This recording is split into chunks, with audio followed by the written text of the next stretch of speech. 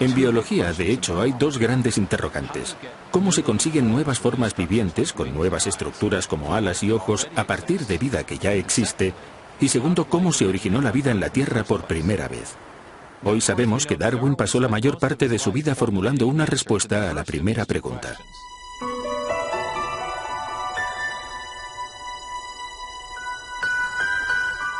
Charles Darwin comparaba la historia de la vida en la Tierra con un gran árbol con ramas.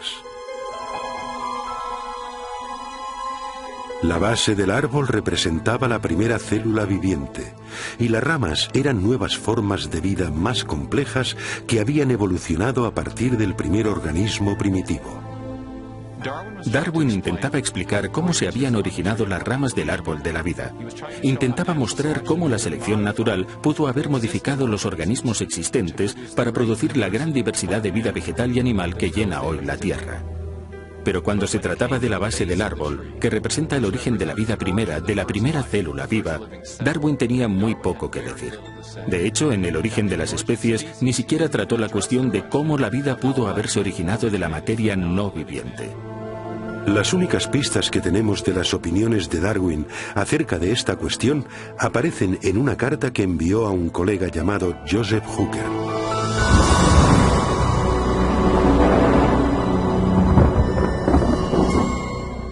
Por lo que respecta a la primera producción de un organismo viviente, si, y oh, qué gran sí, pudiéramos imaginarnos en algún pequeño y cálido estanque con toda clase de sales amoniacales y fosfóricas, luz, calor y electricidad presentes, que se formase químicamente un compuesto proteínico listo para sufrir cambios aún más complejos, hoy esta materia sería devorada al instante.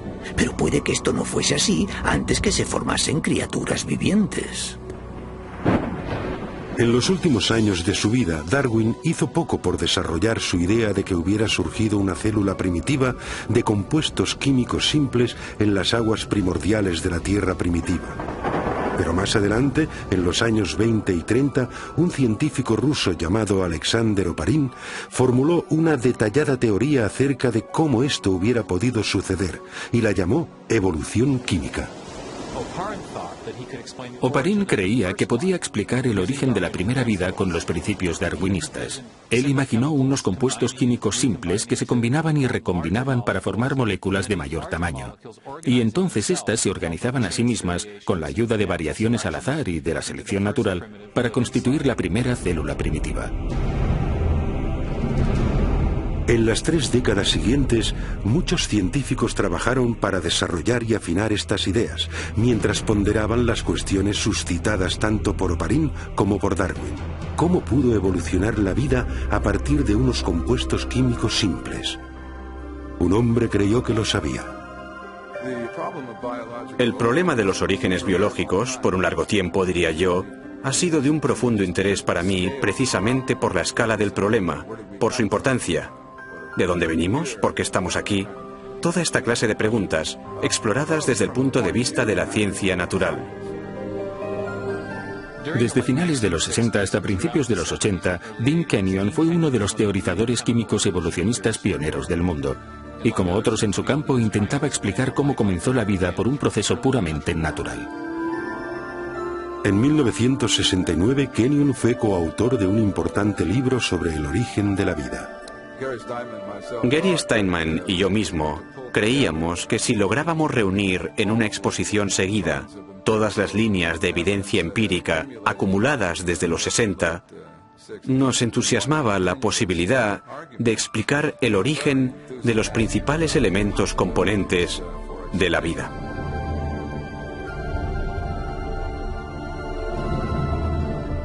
A pesar de su optimismo, Kenyon se enfrentaba con un problema importante. Para explicar el origen de la vida, debía antes explicar el de los ladrillos esenciales de cada célula que ha existido sobre la Tierra, las grandes y complejas moléculas llamadas proteínas. Las proteínas tienen una amplia gama de funciones en la célula, desde los requisitos estructurales, en términos del andamiaje de la célula, el citoesqueleto, a los enzimas, donde se están procesando moléculas para captar energía o para construir componentes de la célula. Las proteínas realizan muchos de los trabajos en el interior de la célula, excepto almacenar información genética. Esto se deja para el ADN y el ARN. Las proteínas realizan tareas como la limpieza de la célula y la producción de energía. Kenyon sabía que las proteínas debieron ser tan importantes para la primera vida como para las células vivas actuales. También reconoció la complejidad de su construcción. Hacia los 60, los científicos habían determinado que incluso las células simples están compuestas de miles de proteínas diferentes y que su función se deriva de sus formas tridimensionales sumamente complejas. Las formas irregulares de algunas proteínas les permiten catalizar o desencadenar reacciones químicas debido al ajuste tipo llave-cerradura que tienen con otras moléculas en la célula. Mientras que otras moléculas proteínicas forman componentes estructurales tipo machiembrado. Cada una de las piezas individuales de un motor bacteriano, como esta estructura anular, está hecha bien de una sola molécula de proteína, bien de un conjunto de proteínas ensamblado en una forma específica. Estas proteínas están constituidas a su vez por unas unidades químicas más pequeñas llamadas aminoácidos enlazadas en largas cadenas. Aparece un gran nivel de complejidad de arquitectura en estas unidades celulares, en estos aminoácidos constituyentes de las proteínas. En la naturaleza se emplean 20 tipos diferentes de aminoácidos para construir cadenas de proteínas. Los biólogos los han comparado con las 27 letras del alfabeto. Las letras del alfabeto se pueden ordenar en una enorme cantidad de combinaciones posibles, y es la disposición de la secuencia de las letras la que determina si tenemos palabras y oraciones con significado. Si las letras están bien colocadas se obtiene un texto con sentido, pero si no se ordenan de forma correcta se obtiene una jerigonza. El mismo principio sirve para los aminoácidos y las proteínas. Hay al menos 30.000 tipos distintos de proteínas, cada una a partir de una combinación diferente de los mismos 20 aminoácidos. Estos están ordenados como las letras para formar cadenas de, a menudo, cientos de unidades. Si los aminoácidos son secuenciados correctamente, la cadena se doblará para formar una proteína funcional. Las proteínas se ordenan con sus aminoácidos de tal manera que los aminoácidos caen el uno sobre el otro, en una arquitectura que está preprogramada por el orden de los aminoácidos.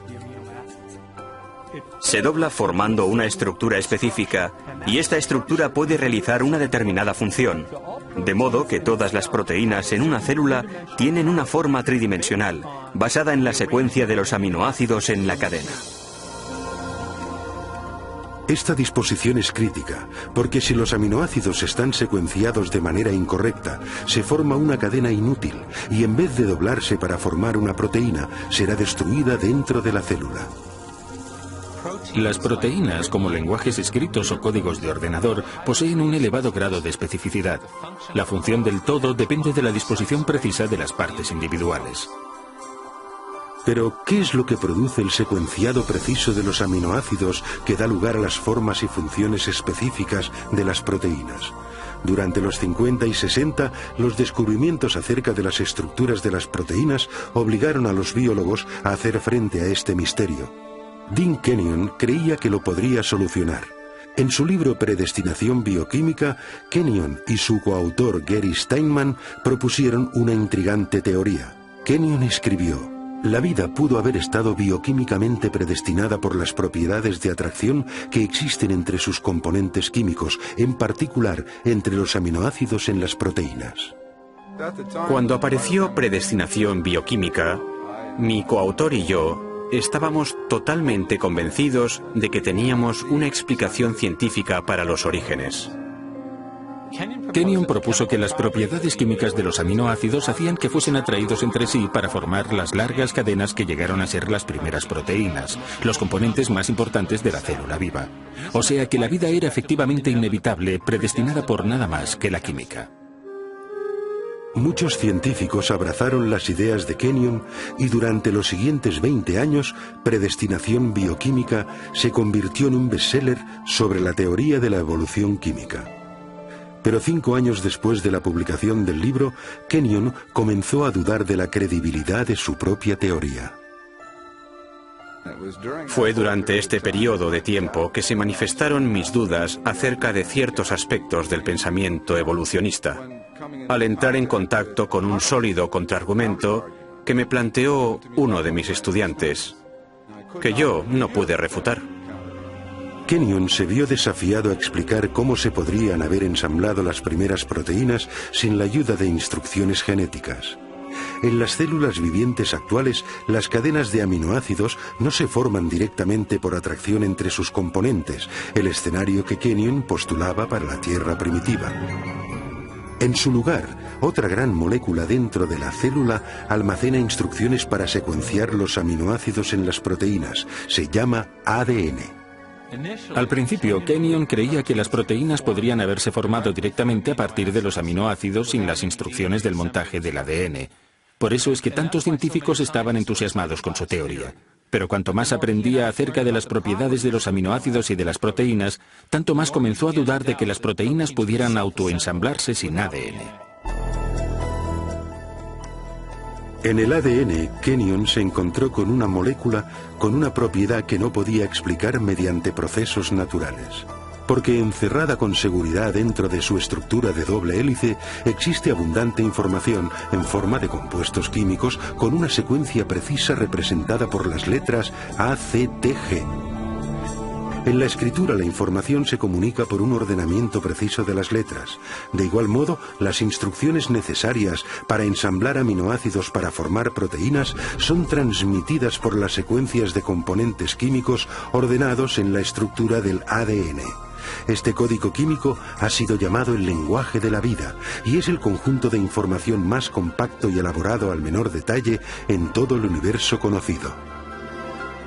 Como otros científicos que trabajaban en el origen de la vida, Kenyon se dio cuenta de que tenía dos opciones.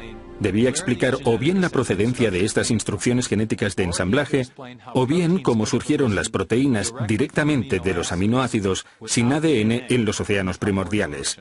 Y al final vio que no podía explicar ni lo uno ni lo otro.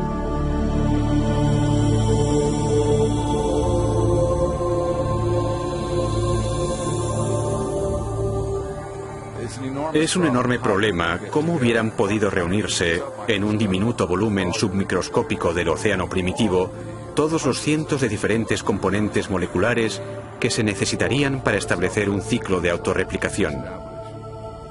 Y así fue como mis dudas acerca de si los aminoácidos podrían ordenarse a sí mismos en secuencias biológicas con significado, sin la presencia de un material genético preexistente, llegaron para mí a un punto intelectual decisivo hacia el final de la década de los 70. Mientras Kenyon reevaluaba su teoría, nuevos descubrimientos bioquímicos debilitaron más aún su convicción de que los aminoácidos se organizaran ellos solos para formar proteínas. Cuanto más efectuaba mis propios estudios, incluyendo un período en el Centro de Investigaciones Ames de la NASA, tanto más evidente se hacía que había múltiples dificultades con la explicación de la evolución química. Y el posterior trabajo experimental demostró que los aminoácidos no tienen la capacidad de ordenarse a sí mismos para formar ninguna secuencia biológica con significado. Enfrentado a crecientes dificultades con su propia teoría y a un creciente cuerpo de datos científicos acerca de la importancia del ADN, Kenyon se vio forzado a hacer frente a la absoluta necesidad de la información genética. Cada vez más pensaba en la alternativa que se presentaba en la crítica y en el enorme problema que todos los que trabajamos en este campo habíamos descuidado de afrontar, el problema del origen de la información genética misma. Entonces tuve que reexaminar toda mi posición tocante a los orígenes. Para Dean Kenyon, un nuevo interrogante llegó a ser el foco de su investigación en pos del origen de la vida. ¿Cuál era la fuente de la información biológica en el ADN? Si se podía llegar al origen de los mensajes codificados dentro de la maquinaria viviente, entonces habríamos dado con algo intelectualmente mucho más satisfactorio que esta teoría de evolución química. Kenyon se daba cuenta de que las alternativas se iban reduciendo. Para la década de los 70, la mayoría de investigadores rechazaba la idea de que la información necesaria para construir la primera célula se produjera por mero azar.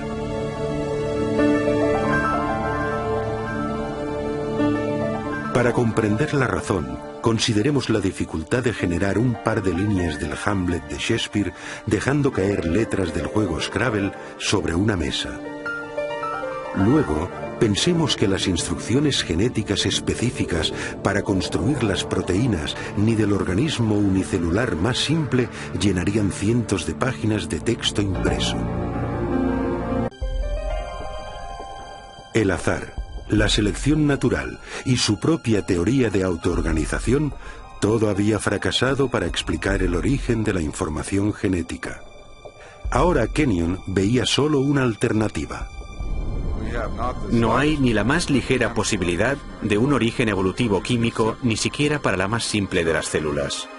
De modo que el concepto de un designio inteligente de la vida me resultó inmensamente atractivo y con mucho sentido, ya que coincidía estrechamente con los múltiples descubrimientos de la biología molecular. En los años transcurridos desde el rechazo de la evolución química por parte de Kenyon, la ciencia ha desvelado los detalles de todo un sistema de procesado de la información que lleva la marca del designio inteligente.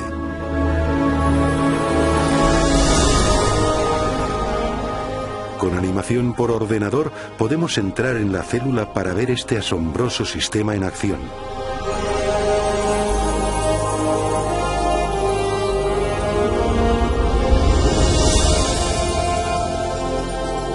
Después de entrar en el núcleo de la célula, vemos las hebras del ADN bien enrolladas. Son las bibliotecas de instrucciones necesarias para construir cada proteína en un organismo.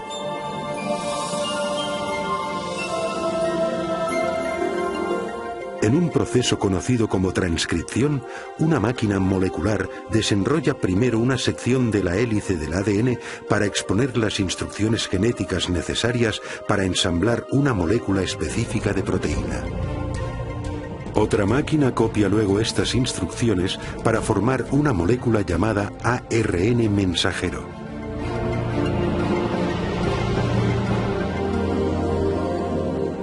Cuando se ha completado la transcripción, la delicada hebra de ARN lleva la información genética a través del complejo de poros del núcleo, el regulador de tráfico adentro y afuera del núcleo.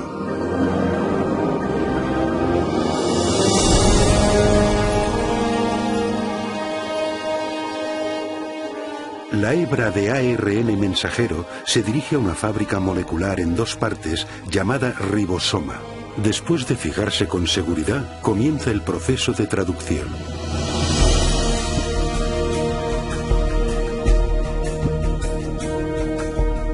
Dentro del ribosoma, una cadena de montaje molecular ensambla una cadena de aminoácidos secuenciada de una manera específica.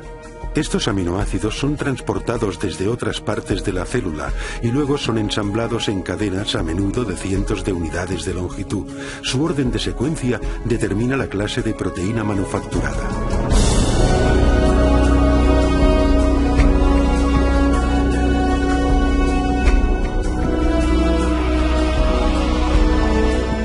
Cuando se completa la cadena, se transporta desde el ribosoma a una máquina con forma de barril que ayuda a doblarla en la forma precisa y crítica para su función.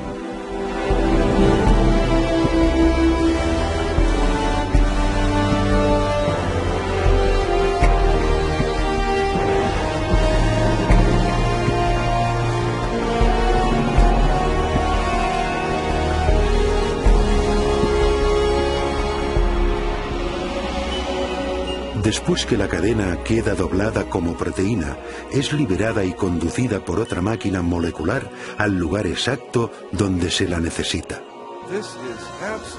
Uno se queda totalmente asombrado al percibir a esta escala un aparato tan finamente ajustado, un dispositivo que lleva la impronta de un diseño y producción inteligentes.